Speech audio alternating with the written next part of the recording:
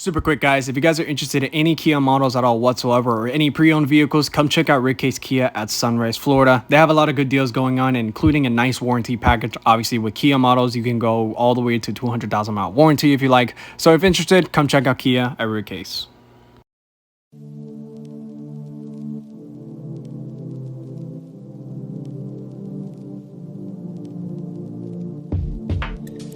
Kia has always fallen under the ropes of being that affordable, cheap, crappy type of company that if you were to buy a car from them, just don't expect it to last over 100,000 miles. However, we're checking out the Sportage today, and there have been significant improvements on this SUV that we're going to be checking out. All right, now sitting in the inside of the Kia Sportage. I actually like this interior a lot. I mean, the only thing that I just had to kind of gripe about, and it's just kind of because of my height, is mostly the seating position. This thing sits a little bit too high for my personal taste. However, for some, it may just be different. Some may like it, some may not. It's just an opinion that I have myself. However, everything else in this interior is great. The seat is greatly comfortable, has a lot of plush to it. Even the headrest itself has a good amount of plush, so I don't mind the seat at all whatsoever. It's awesome. It does also have heated and cool seats in the front area of the Sportage. It also has a heated steering wheel. You also do have a couple drive modes in here. You have normal, sport, and smart mode.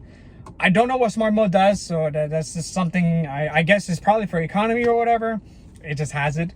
But what you do get is a fully digital gauge cluster right here in the front of the steering wheel. It's the same exact gauge cluster that you have pretty much in every other Kia model that I've seen so far. It's really good. It's fairly accurate, and I do like the options that you have with also the setting of the trim meter and everything like that. It's really good. You also do have a gigantic 12.5-inch screen right here up in the front. This infotainment system is the same exact one as every other Kia model. It's very good. It's fairly accurate. And on top of that, you also do have a 360-degree camera with bird's eye view. I actually really like the fact that this thing comes with bird's eye view. That is a really nice feature to have, and that's something that is in my favorites of the Sportage. What I also do like is the red leather seats and the design that you have in here. This is actually nice. I love the red leather and like the two-tone style that you have in here. Same thing when it comes to the design of the Harman Kardon system that you have.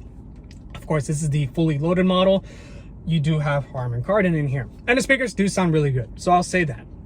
What you also have is just right on top of me is a gigantic panoramic sunroof, which I will talk about a little bit more once I get into the back seat.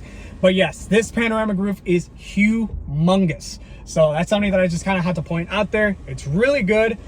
It also covers quite a bit during the front and back seat area. So this is the Sportage. It's the fully loaded model, I should say. The only thing that is not entirely like an option out thing in this car is mostly the engine. This has a normal 2.5 liter naturally aspirated engine in here. It's a 4-cylinder, so it doesn't really have a lot of power. If you're looking for more power, there is the SX Turbo, which I just researched recently about. It does have a turbocharged 4-cylinder that does make more than 200 horses. But if you are looking for efficiency and everything like that, there is plug-in and hybrid models of the Sportage, so it will tell you a lot more information. Unfortunately, it is kind of difficult to get a Sportage hybrid and everything like that. So in terms of like me going thorough with like all the information that you can get in a hybrid, it's kind of difficult, I'm not gonna lie to you. So one other thing that I do want to point out is when it comes to the AC controls. When it comes to the AC controls, it is a little strange in here. What you'll notice in the center right below the screen, you don't really see any type of AC controls. So how does that operate? I'm going to find out with you. So in terms of this, you actually switch from either the volume knob to the AC controls here with the touch sensitive system here. I'm not a fan of touch sensitive, but I like how accurate this thing is. It's pretty well, and I like the assortment up here. It does look modern and it's pretty accurate. I don't know how it's going to be for the next 10 years or anything like that, but the design is nice, and you do have dual zone climate control that's standard, and you're also able to, with of course touch sensitive and everything like that, you can do that. So they simplified the interior in here very much so. So basically all these two knobs here can switch from a volume knob to the temperature knob. It's kind of weird and wild a little bit, I'll be honest with you. So it's just a simple thing, and I have not seen any company do this at the moment. I'm not saying like that somebody else have done this or anything like that.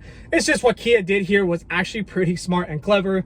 So I want to just kind of point that out there and just kind of discover with you guys of what I discovered just pretty much now. Also in the very front, USB-A, USB-C, 12-volt outlet, and wireless charging. Let's go in the back seat. Right now, in the back seat of the Kia Sportage, I do have quite a bit of leg space. For a compact SUV, like comparing to a Honda CR-V or a Mazda CX-5, this thing has quite a bit of space back here. I can actually sit right behind myself, and I still have some spare inches of legroom back here. I can stretch myself out, and I will have no problem in here. And what you also do have is 2 cup holders, which is pretty nice and convenient. What I will say though is that you do not have heated rear seats in here from what I've noticed. I mean, granted, there could be more options with the Kia Sportage. I'm not entirely sure. This is the one I'm testing out. I'm just confirming this particular one. This is the SX Prestige, so I'm assuming this is a fully loaded one. Doesn't have heated rear seats in here. So not the end of the world type of thing. It actually has more legroom than in the Mazda CX-5, so that's something that's going for it. But what you also do have back here is 2 USB ports here in the side that's built in with the seats. This is something I guess Kia has been doing for quite some time because they love doing that.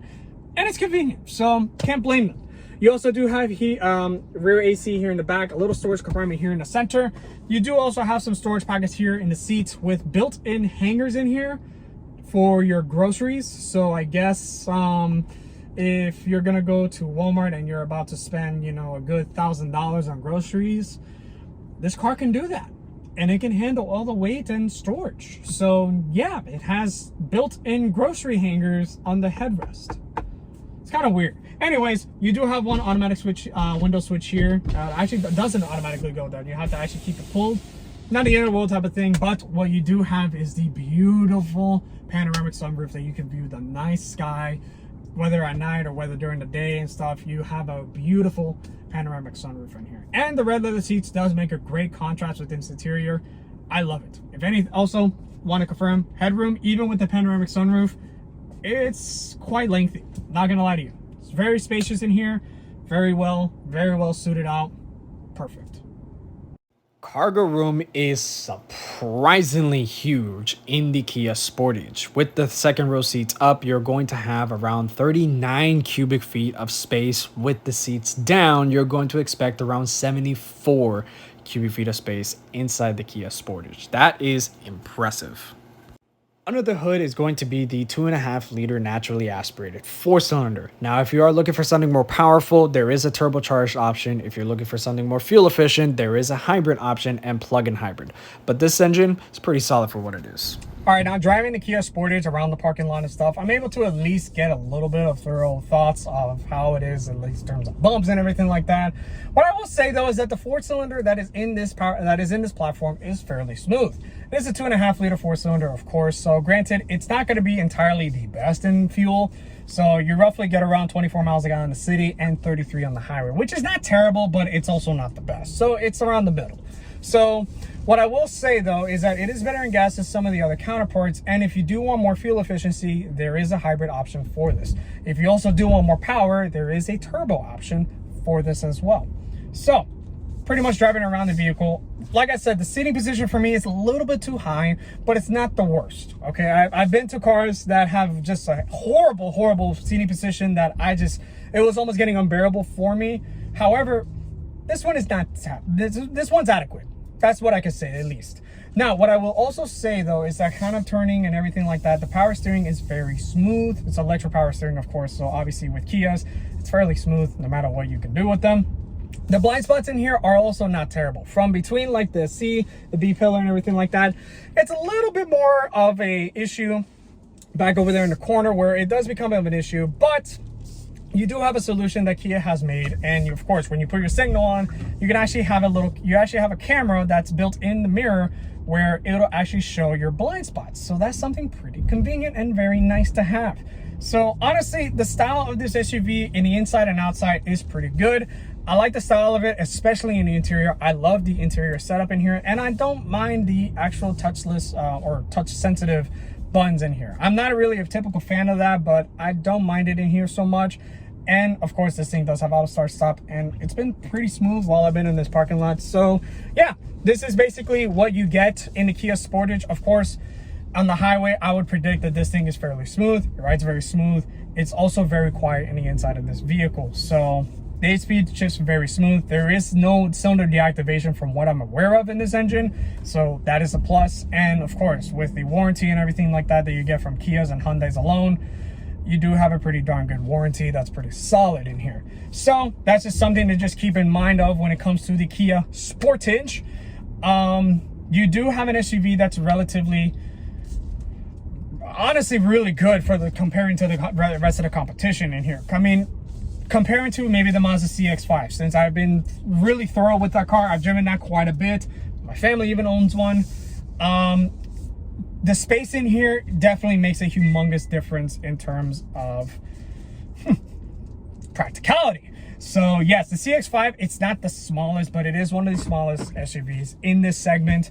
And legroom sometimes can be important for many, and as well as features. This thing comes with an abundance amount of features that the CX-5 is pretty close to, but nothing remotely to the technology that you have in here. I mean, the camera, from coming to the cameras, to the engine options, to even like some of the technology in the inside of the interior that you have, this is really well sorted out. And I have not driven a new CR-V. I don't even think I've sat in one. I know those are very good. I know that's a very popular SUV, and it has a hybrid option. But for the price that you get for the Kia Sportage, if you don't need power, you don't need a hybrid powertrain, you could opt for one for less than $40,000, like this particular one. This one is $36,000, just brand spanking new, with, of course, the base turbo, the base 4-cylinder engine, but with every single option that you can get in here. And I can say, it's pretty solid for what it is. Give it a shot. I'm gonna be honest with something. I've never sat in a Sportage before, not that I remember, and I had some significant low expectations with this particular car.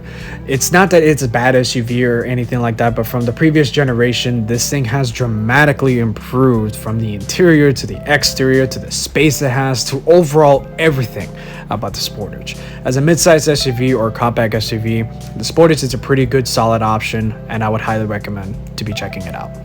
Until next time.